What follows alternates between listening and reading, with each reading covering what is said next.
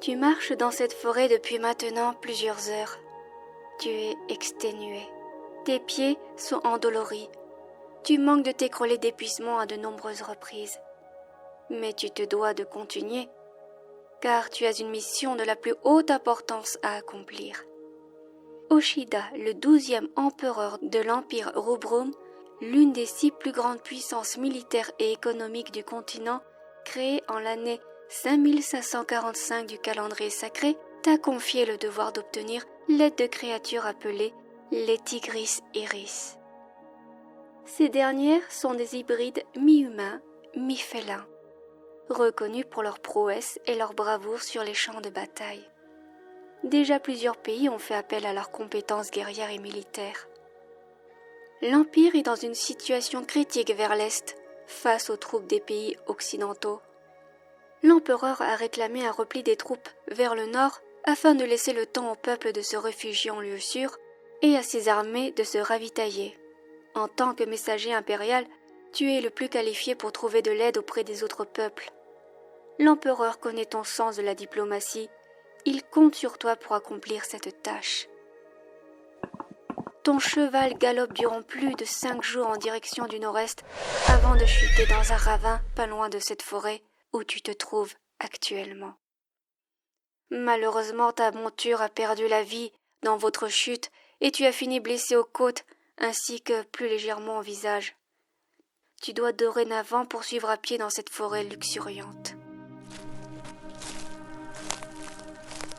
Cela fait à présent 6 heures que tu marches à travers cette végétation qui n'en finit plus. Mais de façon très curieuse, tu ne te sens plus aussi fatigué que tu ne l'étais la veille. Tu te sens même plus vivant que jamais. Tes côtes ne te font plus mal et tes tuméfactions au nez et à l'œil ont disparu. Tu es à présent capable de marcher plus vite.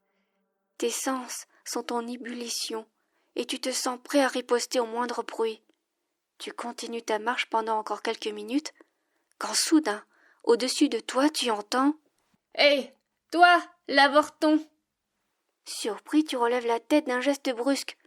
Ton regard se pose sur une branche située à seulement 7 ou 8 mètres au-dessus de ta tête.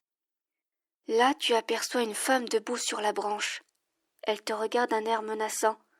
Malgré son expression, tu tombes sous son charme, admirant ses longs cheveux bruns lui arrivant jusqu'au bas du dos, ses grands yeux jaunes ovales, ses oreilles arrondies dépassant de sa chevelure, son corps musclé, sa stature imposante, ainsi que sa longue queue à rayures lui permettant de préserver un équilibre infaillible en toutes circonstances. Avec une voix calme, tu lui demandes qui elle est. « La ferme humain, c'est moi qui pose les questions. » Tu te ravises et la laisses te questionner. « Tout d'abord, que fais-tu ici? Ignores-tu où tu te trouves? » Tu lui résumes la situation de ton pays, ainsi que ta mission en terminant par dire que tu t'es perdu dans cette forêt. « Pauvre ignorant, tu es sur le territoire des Tigris Iris. Régis-toi, je vais prendre la peine de me présenter. Je me nomme Shaila, je suis la gardienne de l'arbre solaire, combattante du peuple des Tigris Iris, ainsi que la fidèle servante de l'esprit primordial et maître de toute forme de vie organique existante, le roi Ereto. » Fasciné, rassuré d'avoir enfin réussi à trouver ce que tu cherchais, tu lui demandes ce qu'est l'arbre solaire et ce qu'il représente pour leur peuple. « Je ne vois pas pourquoi je devrais te répondre. Cependant, tu as beau n'être qu'un simple humain, il semblerait que tu aies anormalement bien réagi aux pouvoirs magiques qui ont été transmis aux arbres par mon maître. Car vois-tu, le créateur de cette immense forêt n'est autre que lui. Sa puissance empêche n'importe quel être vivant d'entrer en ces lieux, et si malgré tout il décide d'y entrer, la force magique des arbres dévore les forces vitales des indésirables, ce qui entraîne irrémédiablement leur mort. Leurs cadavres servent ensuite d'engrais à cette forêt, afin de la renforcer davantage.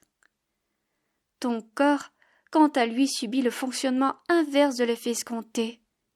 Plus tu t'enfonces à travers cette immensité de verre, et plus tu te renforces physiquement. Comment j'ai remarqué ce phénomène? Je te suis de loin depuis que tu as posé les pieds ici. Cela fait partie de mes devoirs en tant que gardienne. Les cas particuliers comme toi me servent parfois de cobaye. Tu lui demandes si elle peut te mener vers son maître pour négocier l'envoi de troupes en direction de l'Est pour prêter main forte à l'armée de l'Empire. Parce que tu t'imagines être suffisamment important pour venir déranger le roi Ereto? Navré, mon grand, mais si tu espères sauver ton petit empire, il faudra que tu me prouves ta sincérité en m'affrontant dans un duel de force. Révolté par cette demande, tu lui rétorques qu'il est absurde de penser que tu aurais la moindre chance de vaincre un Tigris Iris au corps à corps, sans compter que tu n'es pas un combattant mais un simple diplomate. Peu importe si ma demande te paraît absurde. De toute façon, je ne me souviens pas t'avoir dit que tu avais le choix. Car sache que si tu n'acceptes pas, je peux toujours te découper en rondelles à la vitesse de l'éclair, si tu y tiens. Acculé, tu finis par te résigner. Tu as beau ne pas être un combattant, tu as quand même quelques connaissances dans les arts martiaux que tu tiens de ton frère aîné qui entreprend une carrière de commandant d'escouade dans l'armée de l'Empire. Avec ça, tu espères tenir au moins quelques secondes face à cette guerrière surhumaine. Lassé de cette discussion, Shayla descend de son arbre et se prépare à lancer la première offensive, tout en sortant ses griffes, mesurant plus de 5 centimètres chacune. Tremblant mais déterminé à accomplir ta mission, tu adoptes une posture d'attaque basique.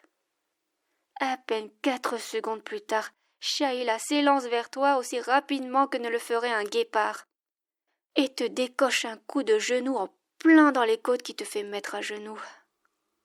Tu n'as même pas le temps de vomir qu'elle enchaîne déjà un coup de poing placé au milieu du visage qui te projette 6 mètres plus loin. Une intense douleur te paralyse tout le haut du corps. Tu te relèves péniblement. Tu ne peux pas abandonner, pas si près du but. Te voyant toujours capable de bouger après un tel coup, Shayla ne peut s'empêcher d'exprimer sa surprise. Tu m'intéresses de plus en plus. Aucune créature, encore moins un humain, n'était parvenue à survivre à cette attaque, jusqu'à maintenant. Son expression de surprise se transforme en une soudaine forme d'excitation. Parfait. Je vais enfin pouvoir me servir de l'entièreté de mes pouvoirs. Je te préviens, attends-toi à s'ouvrir le martyre. Elle se jette de nouveau sur toi, griffe en avant.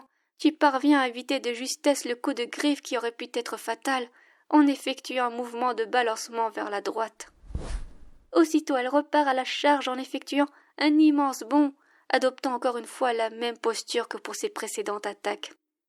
Cette fois, n'ayant pas vu venir l'attaque du haut, tu ne peux l'éviter. Tu te mets alors immédiatement en position défensive en plaçant tes avant-bras devant ton visage afin que ces griffes acérées ne te crèvent pas les yeux. Ton visage n'est pas touché, par contre, tes avant-bras sont lacérés. La douleur est si intense que tu t'évanouis. Quand tu parviens enfin à rouvrir les yeux, tu te trouves adossé contre un arbre dans un état de fatigue intense. Cela dit, toute forme de douleur ont disparu. Ta vue reste trouble à cause de la fatigue. Tu plisses les yeux le plus possible afin de pouvoir voir plus précisément ce qui t'entoure. Quand tu aperçois le corps massif de Shayla, accroupi devant toi te fixant intensément du regard, d'un air impatienté. Enfin, tu te réveilles. Tu es resté inconscient pendant plus d'une demi-heure. Encore un peu et je te laissais moisir ici. Sache que tu as eu énormément de chance, car lorsque tu es tombé dans les pommes, j'étais parti pour te donner le coup de grâce, quand j'ai remarqué un bien étrange phénomène. Tes blessures se sont mises à se refermer d'elles-mêmes en très peu de temps. Mon maître m'a expliqué, il y a bien longtemps de cela, que la forêt ne peut se montrer hostile envers ceux qui ne le sont pas envers elle. Elle t'a donc accordé sa bénédiction et protection. C'est rare, vraiment rare. Tu lui demandes ce qu'elle compte faire de toi à présent. Eh bien, j'y ai beaucoup réfléchi pendant que tu étais dans les vapes, et j'ai fini par prendre une décision. Au vu des circonstances, je vais te mener au sein de notre village, où tu pourras te reposer. Ah ah ah, ne t'emballe pas, mon gaillard. J'accepte de te conduire chez nous, mais je ne peux en aucun cas te promettre que tu pourras rencontrer notre maître. N'oublie pas qu'il est l'esprit primordial, créateur de vie. La seule personne qui a la permission de s'adresser à lui directement s'avère être moi. Cependant, j'essayerai de lui parler pour qu'il accepte une entrevue avec toi. Il a beau être d'une bonté sans pareille, il reste malgré tout quelqu'un de très occupé. Tout dépendra du niveau d'importance de ta demande. Tu lui exprimes humblement ta gratitude. Mon village se trouve au nord de la forêt. Je vais te faire l'immense honneur de te porter sur mon dos. Car étant donné ton état de fatigue actuel, cela m'étonnerait que tu puisses courir ou même marcher. Gêné, tu lui dis que tu peux marcher. Cesse donc de vouloir jouer les durs. Même le dernier des deux me révérerait que tu es à bout de force. Allez, grimpe. Et ne te fais pas prier, sinon je me fâche. Devant son insistance et son allure autoritaire, tu ne peux te permettre de refuser. Tu te places donc sur son dos en t'accrochant à ses épaules pendant qu'elle maintient tes jambes en place pour ne pas que tu tombes durant le trajet. Je te conseille de bien t'accrocher, car les prochaines minutes risquent d'être particulièrement intenses. À peine eut-elle fini sa phrase qu'elle s'élance déjà à travers la forêt en bondissant d'arbre en arbre, en s'accrochant aux branches avec ses pieds tout en maintenant son équilibre grâce à sa longue queue. Sa vitesse est telle que tu n'arrives pas à ouvrir les yeux. Tu sens le vent sur ta peau, une sensation d'extrême légèreté, ainsi que la fourrure aussi douce qu'un tapis de velours de Sheila contre laquelle tu es blotti. Tu te sens si bien, et en même temps si fatigué, que peu à peu tu finis par t'abandonner totalement à l'appel du sommeil. Tu finis par t'endormir sur le dos duveteux et réconfortant de cette femme tigre que tu commences à trouver de plus en plus attirante.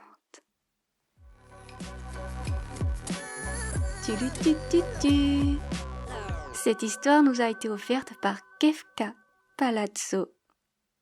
Si vous souhaitez une suite, dites-nous-le en commentaire.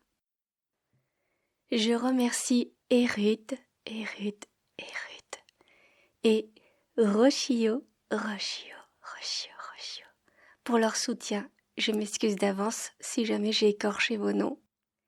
Bisous.